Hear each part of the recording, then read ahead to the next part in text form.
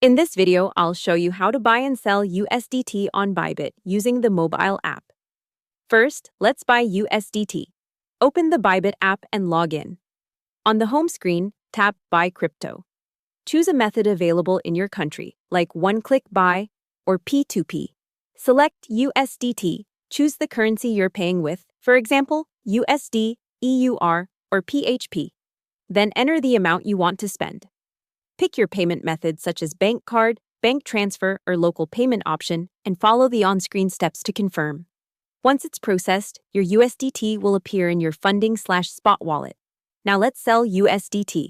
From the home screen, tap Buy Crypto, then Sell, or P2P if you prefer. Choose USDT as the coin you're selling, select the fiat currency you want to receive, and enter the amount of USDT. You can pick your payout method, for example bank transfer or e-wallet, check the rate and fees, then confirm the sale. After it's completed, your USDT is converted to cash in your chosen method or fiat balance. Hope the tutorial was helpful. Subscribe to my channel and see you in the next video.